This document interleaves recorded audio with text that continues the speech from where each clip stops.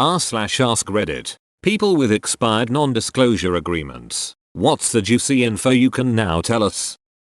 If you have a Comcast voice remote and you say, "Make Robert happy," it will turn the TV to Doctor Who. There used to be a lot of hidden voice commands in the system. We had to take a lot of them out over time. But that one is still in there. Edit. A couple people have asked me who Robert is. He is one of the software engineers working on the voice remote system. As a proof of concept early on he put that in. And just never removed it. Edit 2. Some people are asking for another one. If you say Big Boss it'll make your TV go to an empty page left over for the Minions movie and make your TV play a minion noise. It seems they removed a lot of them. But that one is still there too. Just tested this. 100% true. I served on a board that had kidnap ransom insurance for all the board members. A condition of the insurance was that we could tell no one that we had kidnap ransom insurance. That the charter school I taught for was in reality a Scientologist school. We had to do training in Scientology after school for 2 hours a day. We had to sign a NDA to get our $1,000 bonus for doing the non-elective training. Those parents had no idea the school was Scientology. We did not teach them how to be Scientologists. But we certainly used the terminology and Ron's ideas. This was about 25 years ago before we knew much about Scientology. I didn't buy in and I wasn't invited back the following year. The school dissolved about 4 years later. All my NDAs come from working in film and video production, so there really isn't too much juicy shit, but the one thing that has always stuck with me is Jessica Chastain gets whatever the duck she wants whenever the duck she wants it. To add, totally forgot. Drake is terrified of owls. By the sounds of things you could go on IMDb and fill it with info that people didn't know they needed. Like, as a random thought, Jennifer Aniston jumps every time she farts. Unrelated, but my uncle has a non-compete that lasts 2 years past his death. It is 2 years past whenever he dies. His date of passing is not a known piece of data or plan. Posado's Safe Haven oversold their memorial dog cottages. So when a donor, they cost $10,000, came to visit their dog's memorial cottage that they donated $10,000 for, Posado's would have to swap out the memorial plaque. Super shitty.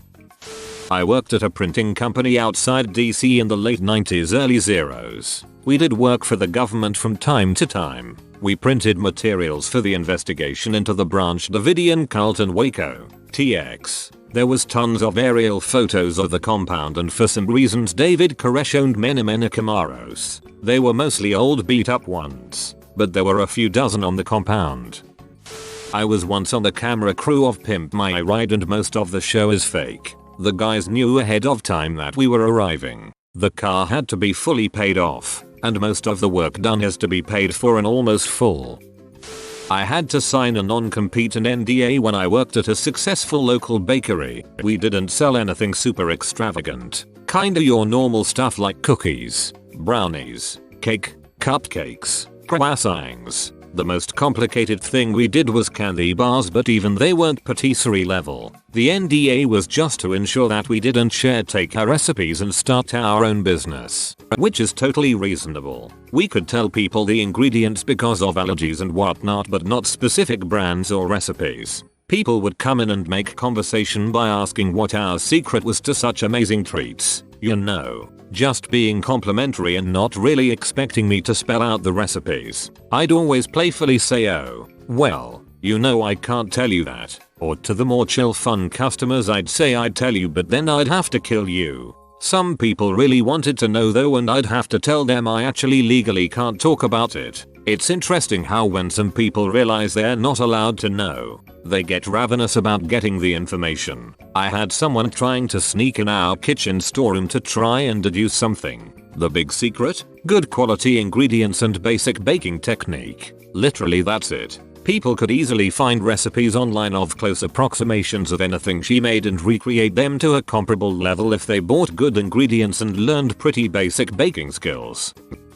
Grandpa worked with satellites in the 50s, 60s for the Air Force. Like, if you tell anyone anything about these, we'll execute you for treason stuff. He walked into a comic book store in the 90s and found trading cards with all the info he was sworn to guard decades earlier.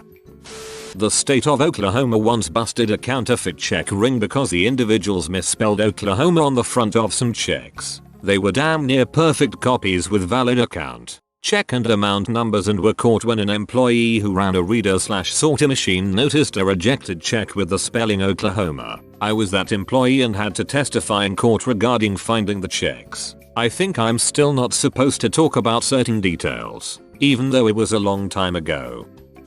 Outback Steakhouse's recipe for macaroni and cheese: 4 ounces of heavy whipping cream, 4 ounces of Velveeta cheese, 9 ounces of al dente penne pasta. Throw it in a saute pan and melt the cheese. Bam. Outback mac and cheese. Edit. Just for clarification, this is the old recipe. I left the company in 2003. The newer recipe is cavatappi pasta and spices and crispy topping. I once dog sat Beyonce's dog. It arrived in a Louis Vuitton dog carrier and was kind of an a-hole. Still another 65 years before I can reveal the outdated 1980s designs for my nuclear submarine. All the people at the retirement home are going to lose their minds. I'll likely get in trouble for this one, but duck it, people need to know. I've met Zuckerberg while he was visiting one of his data centers. Zuck had never been to any of his data centers since the founding of his company, so it was a big ducking deal. Everything was orchestrated and controlled for his arrival. There could be absolutely no duck-ups or issues during this time, so lots of risks were mitigated. Here are some highlights of his trip. I'm not sure if this was to shield Zuck from ongoing issues at the DC or just to make the tour pleasant for him. Zuck's personal security team did a sweep of the data center even though we have 24/7 on-site security. Facebook didn't want the public to know that Zuck had never been inside one of his data centers before. He had been to a colo, but this was his first visit inside to a fully built FB data center. In fact, they fired a data center manager who ran the Forest City DC in North Carolina for commenting on Zuck's public post asking him to visit the North Carolina DC when Zuck announced his nationwide tour because of it. Since I'm at it, might as well throw some fuel on the fire. Facebook data centers are not secure, you think. Data is not encrypted on some of the local media due to performance loss. Flash storage on HADB clusters, for example, though there are other methods attempted to try to better secure the data. In the event that a contractor physically steals media from the floor, it can take up to days before the ticketing system would report the drive missing, and by that point the data is long gone. It was estimated that this event would cost Facebook over $1 billion in damages. This issue was brought up many times to security, but they didn't care. Edit. Bonus, since this has gotten some attention. Secondary edit. Made some wording adjustments due to the fact that I overlooked his visits to Prineville when it opened back in 2011. Facebook lied internally to all of their employees about an issue raised by several fates about very targeted advertisements appearing in their feed based on conversations that only their phone's microphone could pick up. Messenger and the Facebook app both had reported issues internally about this. I have commented on this before and been blown off. Deleted comment history. People said, oh, no, FB's algorithms are just that good. They don't need your mic. Bullshit. I put my phone next to a Mexican radio station and got ads in Spanish for days. Deleted FB 2 years ago and haven't looked back. It's good to know who my real friends are, the ones that actually call or text. That they were coming out with a Microsoft Watch to rival the Apple Watch. This was 4 years ago, if not longer. You can bet it flopped. I worked with Pinewood Studios on the engineering for the effects of the ferry in Spider-Man Homecoming to split in half, and I wasn't allowed to spoil that. Used to walk our dog around Black Park. Saw the biggest Chinese dragon model between the trees at Pinewood. Huge it was. Must have cost a fortune. And then 2 years later when we saw James Bond, I forget which one, saw said dragon, was in shot for about 3 seconds and entirely inconsequential to the story. And now I understand why films cost hundreds of millions to make.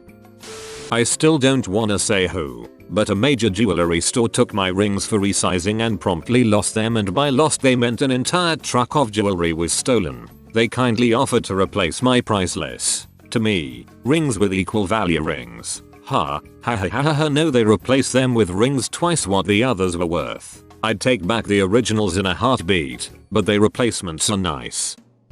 I was about to be a Quiznos store manager, and during orientation for the job, management proceeded to tell me that if we were to drop the food, we would have to scoop the fallen item and mix it in with the fresh products. I left that interview in the next hour and never ate at another Quiznos again. Edit. Thanks for the gold. This was my very first post. At Veriform. It's a factory that makes auto parts for Chrysler/Jeep. They allow their employees to breathe in toxic welding fumes, and only when the government came around for testing did they add more airflow. Then took them away after. Never gave the proper PPE for the work. Always had ripped gloves and working with razor sharp steel pieces. The temps outnumbered the full-timers 4 to 1. The temp agency doesn't even hire people who speak English. He literally just hold up money and says want. It's a mega shit show there. Edit. Lots of people are asking me to report it. I can assure you it's already been done. Friends I still have there are saying air quality tests are being routinely done, but usually with the bay doors open for a few hours and fans from non-welding lines to help airflow, then return to their rightful line. I appreciate the concern and advice from everyone. Thanks again and good luck to everyone that's in this situation. As an investor, I was pitched a 10% stake in a company that owned the trademark iWatch, and their whole value weighed on Apple buying the rights from them. I declined. About a year later, Apple revealed the Apple Watch and I sighed with relief. They probably already use the term iWatch for behind the scenes spying. Sounds a bit like a voyeuristic porno website. Some country in Far East is working on some weapons that can be shot from space. I applied for a job at a call center not knowing what they specifically did, only knowing that I could do it. Turned out to be a telemarketing firm full of transitioning felons that were drooling on the headsets because management didn't care how high you were as long as your metrics had good sales per hour. Citi is ripping off the elderly, specifically, by pushing them into adding identity theft insurance for $14.95 a month. They offer it through store credit cards, like Sears or Shell branded ones, that they issue. You get help, access to credit counselors, after your identity gets stolen, and a free credit report every year. A thing that's free anyway, plus a thing I'm pretty sure you already have in the fine print of the card because it's Visa and they have insurance. Inadequately offered via third party for $14.95 a month. The age field was 3 digits long. It was gross that they were selling information about your credit card account as marketing leads, companies that hire drug addict jailbirds who are given a commission to sell you insurance you already have just in case your identity gets stolen. It's not much, but I was part of developing AirDrop for Mac OS X Lion 10.7 and was doing this on a 2008 Mac Pro. In the end, we were told it's not to be made compatible with 2008s and require a 2009. That made no sense because I was successfully testing it on the 2008 just fine. It was a planned obsolescence, a ploy to force users to buy a new Mac. Upset, I secretly released a patch on MediaFire for owners of a 2008 to get AirDrop. It didn't require much as I made the lockout as cheaply as possible. I also did development of USB 3.0 support and also did this on my 2008 Mac Pro. I should mention that this Mac Pro is a prototype with a unique firmware that has an inside BIOS setup with all options available for debugging, of which Apple never asked back, and I still have today in my office as my daily driver. It has no serial number and refers to itself as a prototype in any software trying to get a board revision. It also doesn't run retail Mac OS.